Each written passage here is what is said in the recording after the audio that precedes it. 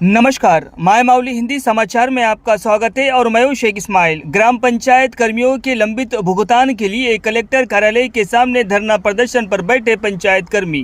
CITU के तत्वावधान में पंचायत के काम करने वाले वर्करों का भुगतान जल्द से जल्द करें। राज्य सरकार इसके लिए विधायक और मंत्री से भी मुलाकात की। उनसे कहा गया है कि बजट समावेश में इस मुद्दे पर बात करें। इससे पहले कांग्रेस ने वादा किया था कि हर समस्या का समाधान हम हल करेंगे, लेकिन अब वो 7 महीने बीत गए हैं। समस्या ही समस्या है, उसके समाधान पर कोई चर्चा नहीं है।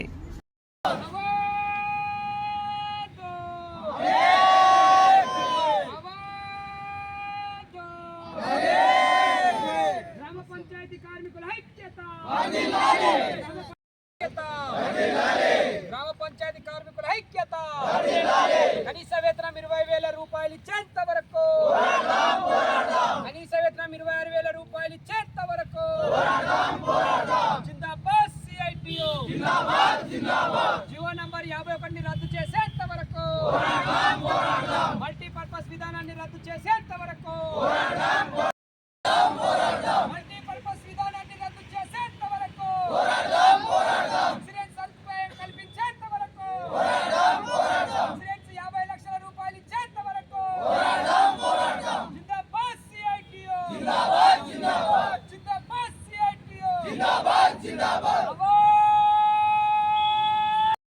సవరించేంత వరకు మల్టీపర్పస్ విధానాన్ని రద్దు చేసేంత వరకు గ్రామ పంచాయతీ కార్మికుల ఐక్యత గ్రామ పంచాయతీ కార్మికుల ఐక్యత కనీస వేతనం 26,000 రూపాయలు ఇచ్చేంత వరకు జీవో నంబర్ 51 సవరించేంత వరకు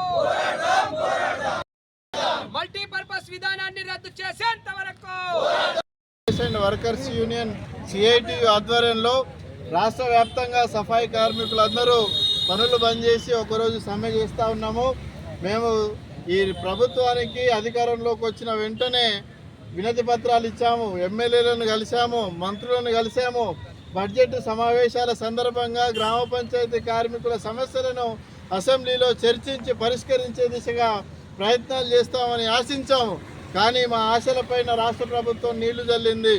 గ్రామ పంచాయతీ కార్మికులంటే ప్రభుత్వానికి చిన్న చూపే ఉంది, చిత్తశుద్ధి లేదు, సమస్యల పట్ల మేము పరిష్కరించము అనే విధంగా రాష్ట్ర ప్రభుత్వం అసెంబ్లీలో వ్యవహరించింది.